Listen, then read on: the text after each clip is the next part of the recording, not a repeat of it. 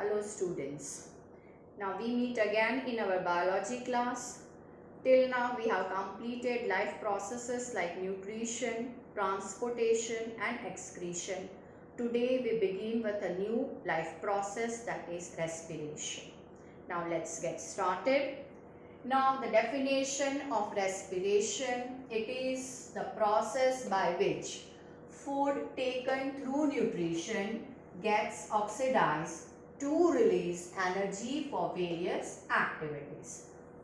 So again I repeat, the process by which the food taken through nutrition gets oxidized and energy is released for various activities. So in a very small sentence, if I say the same thing, it is oxidation of food and energy is released, that is respiration. Now this respiration is of two types, aerobic respiration and anaerobic respiration.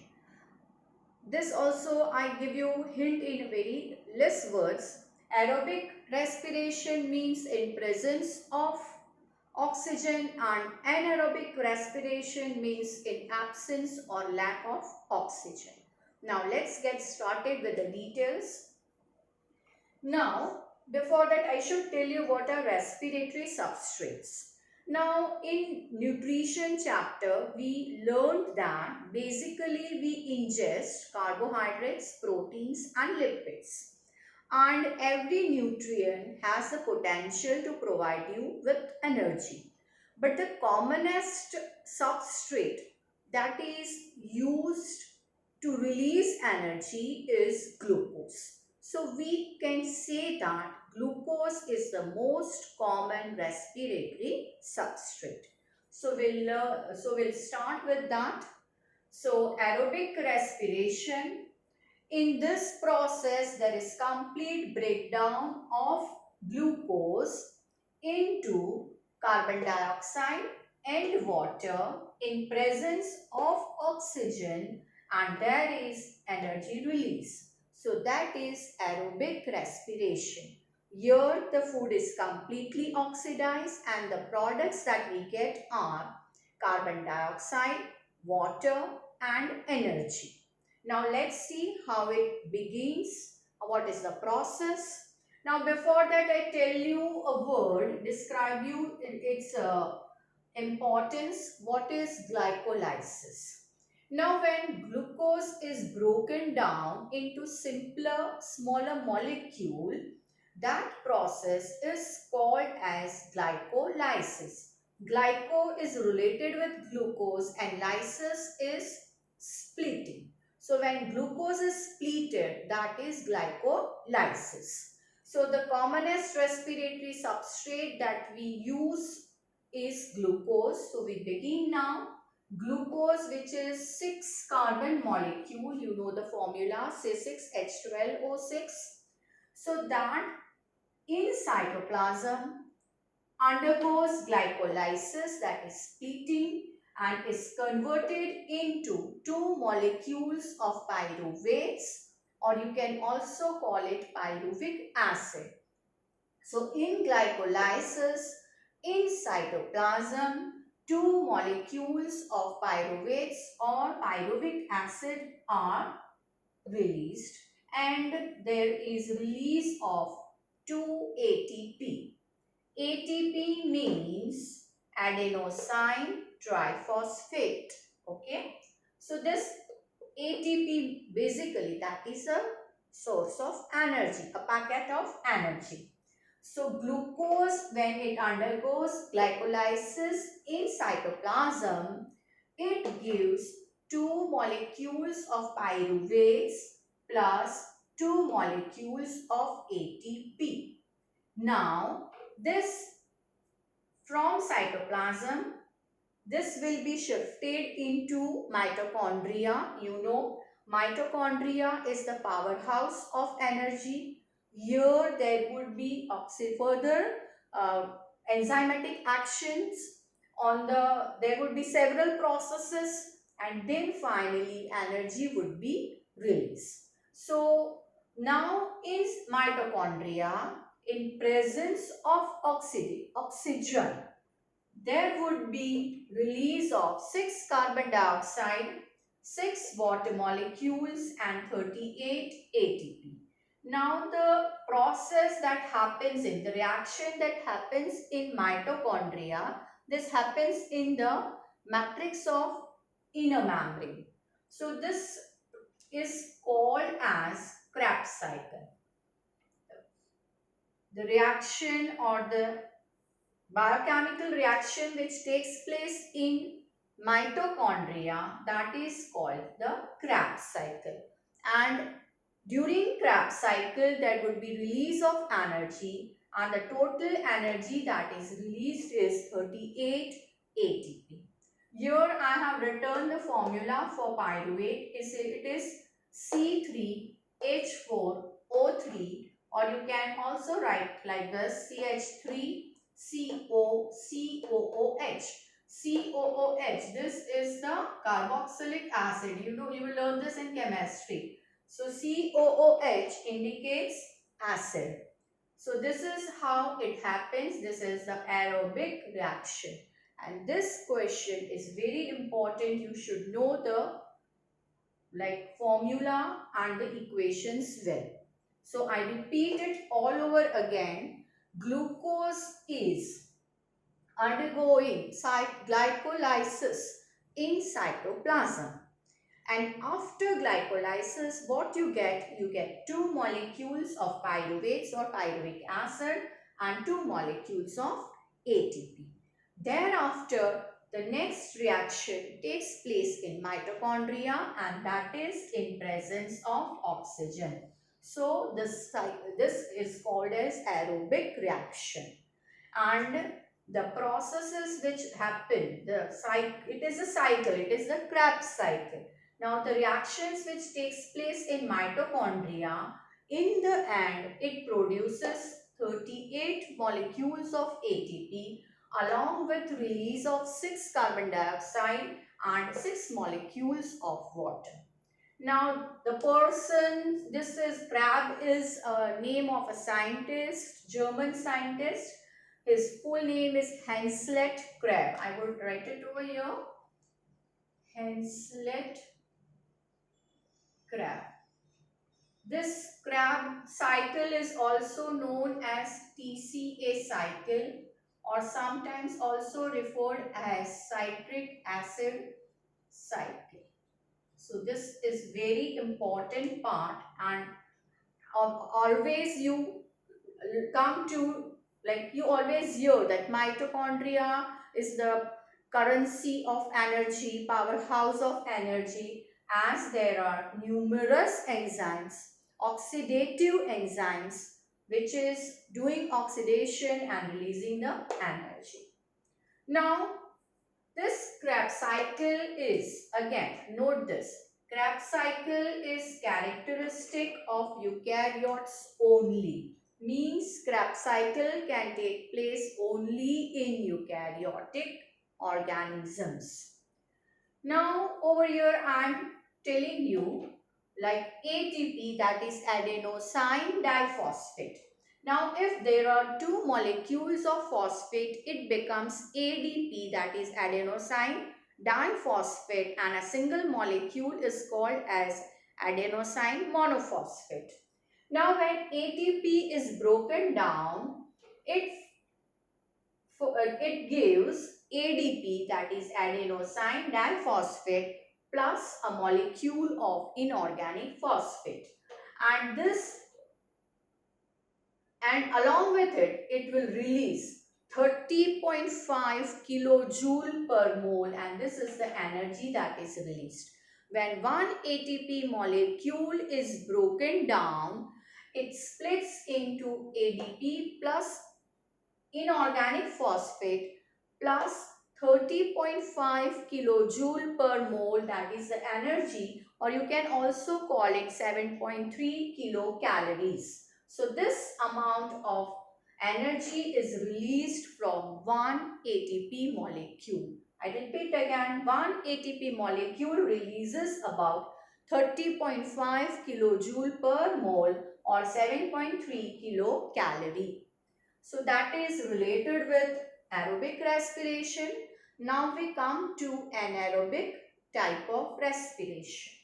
Now in this mode of respiration, there is incomplete or partial breakdown of glucose without using molecular oxygen.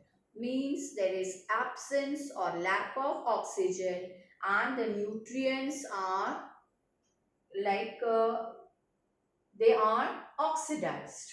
So this is what is happening. That is anaerobic respiration. When nutrients are oxidized in absence of oxygen, that process can be called as fermentation. So in this anaerobic respiration, we have two kinds, that is alcoholic fermentation and lactic acid fermentation. These are the two kinds of anaerobic respiration. In alcoholic fermentation, the commonest examples which we can think of, that is there are certain bacteria, and the commonest example which you come to know in day-to-day life, that is yeast. You have learned this also in the lower standard. So yeast follows the anaerobic form of respiration, and in that it is alcoholic fermentation. Now what happens, the reaction, the equation goes like this. Now here you have to remember, be it aerobic respiration or anaerobic respiration, the first part, that is the breakdown of glucose, that is glycolysis in cytoplasm, is common for both. And the second part of the reaction, that is different. So here also the same thing is going to happen. The 6-carbon molecule, that is glucose, is going to undergo glycolysis in cytoplasm to give you 2 molecules of pyruvates plus 2 ATP. So this is common with this. Both things are common. Now there would be change hereafter. Now it is not going to happen in mitochondria like it happened in aerobic respiration. Now the further reaction will take place in the cytoplasm itself. Remember this, it is cytoplasm and cytoplasm. Here it is cytoplasm and mitochondria. So here in cytoplasm, when we are talking about yeast organism, so I am writing cytoplasm of yeast, where there is no requirement of oxygen, there would be production of 2 molecules of ethanol. Ethanol is alcohol, plus 2 molecules of carbon dioxide and 2 molecules of ATP. You can see this is easy to remember. 2 ATP, 2 carbon dioxide and 2 molecules of ethanol, that is C2H5OH. Okay. So here, if you have noted, in aerobic respiration there is release of 38 molecules of ATP, and in anaerobic respiration, specifically in alcoholic fermentation, you saw there is a release of only 2 ATP. Now coming to the next type of fermentation, that is lactic acid fermentation. Now human muscle cells, they make ATP by lactic acid fermentation. And when is this happening? This happens at the time of vigorous exercise. At the time of vigorous exercise, your cell needs more of energy. And if oxygen is supplied in enough quantity, then only there will be oxidation and release of energy. So here at the time of vigorous exercise, the demand of oxygen by muscles is greater than the supply. When the demand is greater than the supply, then what is going to happen? Then at that time, muscles, they switch from aerobic respiration to anaerobic type of respiration, and when it switches over to anaerobic type of respiration, it forms lactic acid. See, when you are running for quite a long distance, you start panting. Sometimes your mouth goes like it gets open and you pant, and your respiratory rate is also very high, means the intake of oxygen is very high, but still the demand cannot be met. So sometimes it happens that the supply is less compared to the demand. At that time, the muscles will, from aerobic respiration, will switch over to anaerobic type of respiration. And at that time, that would be release of lactic acid. Now, when this lactic acid accumulates in muscle cells, you get that muscle fatigue or the muscle cramps. You must have seen sometimes when the athletes are running, or quite many times when sports people they are playing, you must have noticed suddenly the player, the sportsman, he holds his leg or the calf muscles and he falls down. Those are the muscle cramps, or you can say muscle fatigue. It always happens when the oxygen demand is not met with, means your whatever it is written, the demand of supply by muscles, the demand is more, supply is less. So muscle, to get extra energy from aerobic respiration, they will switch over to anaerobic type of respiration. Now let's take the equation, same like for alcoholic fermentation.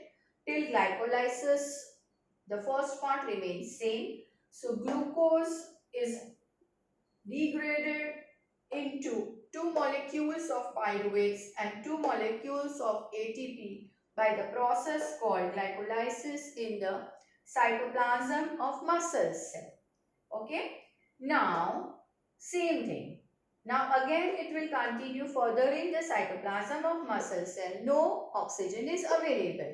The red here. Demand is more but supply is less, means there is no availability of oxygen in the muscle cell. So the muscle cell, here it switches to anaerobic mode of respiration. So when there is no availability of oxygen, there is production of two molecules of lactic acid and two molecules of ATP. Here also it is easy to remember, 2 and 2. The formula for lactic acid I have written here, it is CH3 CHOHCOOH. It is not important for you to remember, but the curious minds do ask. So this is it. Now, when there are muscle cramps, after some time, there would be definitely sufficient supply of oxygen. And at that time, lactic acid is again oxidized to carbon dioxide and water. So this is about respiration. I have cited here examples of anaerobic respiration. It is seen in certain types of bacteria, in endoparasites, means parasites which live within the body of the host, and mature mammalian RBCs. Now in mature mammalian RBCs, there is no mitochondria and no cell organelles. So it is following anaerobic mode of respiration. Mature mammalian RBCs. In human body also, these RBCs follow anaerobic mode of respiration. So this is all related with respiration. I sum it up again. The definition, the easy one is oxidation of food and there is release of energy. Food you get through nutrition, and energy is required for all functions of the body like muscle contraction, for protein synthesis, for nerve conduction. Wherever there is any metabolic activity, energy is definitely required. Now the two ways of respiration are aerobic and anaerobic. Aerobic, where oxygen is essential, and in anaerobic oxygen is not available, or there is absence of oxygen, or you can say there is lack of oxygen. Now in both this type of respiration, the first part of the equation or the first part of the process is common. That is, the glycolytic pathway is common. The splitting of 6 carbon molecule, that is into 3 carbon molecule, and 3, and it is giving you 2 pyruvates. So 3 and 3, that makes 6. So 2 pyruvates and 2 molecules of ATP. This is common, and this takes place in cytoplasm of the cell. In aerobic respiration, the next part of the respiration will take place with in presence of oxygen in mitochondria, and it is releasing 6 carbon dioxide, 6 molecules of carbon dioxide and 6 molecules of water plus 38 ATP. And this cycle which occurs in mitochondria of the cell is known as Krebs cycle, and this Krebs cycle is characteristic of eukaryotes only. In anaerobic mode of respiration, they are of two types, that is alcoholic fermentation and lactic acid fermentation. I told you what is fermentation. It is oxidation of nutrients without using oxygen. So that is fermentation. Here there is release. Now no oxygen required. This happens. Here we have taken the example of yeast. So in the cytoplasm of yeast, alcohol is produced, that is 2 molecules of ethanol and 2 molecules of carbon dioxide plus 2 ATP. And in here I would want to remind you that this you have learned in lower standard, like a baking industry. This yeast is used and the carbon dioxide that is released makes the bread porous. Okay. Now in human muscles, when the demand is more and the supply is less, so what does the muscle do? It switches from aerobic mode of nutrition to anaerobic aerobic mode of respiration to anaerobic mode of respiration, and in there it produces 2 molecules of lactic acid and 2 molecules of ATP. So this is all. Now I give you a difference. Now we have studied this in depth. We just take a table that is going to differentiate between aerobic mode of respiration and anaerobic mode of respiration. You can do the exercise with me. I am giving you the hints and the points and you can answer with me. First of all, I am writing here aerobic respiration. Here I am writing anaerobic respiration. So, first of all, requirement of oxygen. So, oxygen required, oxygen not required. Now, where does this take place? Location. So, this takes place in cytoplasm, that is a glycolysis. So, cytoplasm, and the Krebs cycle takes place in mitochondria. So, the second thing you can do, point is solved. And in aerobic, both the things, it happens in cytoplasm only. Okay. Means the aerobic respiration takes place in cytoplasm and the whole process is completed in cytoplasm and mitochondria, and anaerobic takes place only in cytoplasm. Now energy, amount of energy released. Amount of energy released. Here it is high quantity, high amount of energy. High amount of energy is released, and compared to aerobic respiration, less energy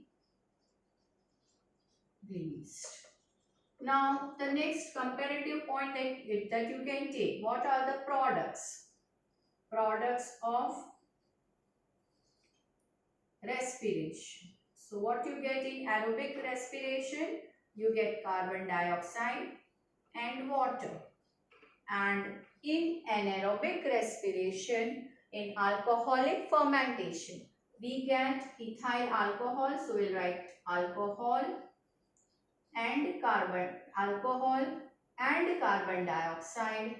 And in lactic acid fermentation, we get lactic acid. So these are the strikingly 4 differentiating points. And in biology, you know, we always give examples. So here the last will be examples. This is mostly found in eukaryotic organisms, and this is seen, we saw here, certain bacteria, endoparasites, will not forget yeast, and mature mammalian RBCs, red blood corpuscles. So this is the difference between aerobic and anaerobic respiration. The topic is very, very important. Learn the equations by writing, and in the next lecture we'll catch up with the respiratory passage, the root of respiratory system. Till then, like my videos, do share, comment and subscribe.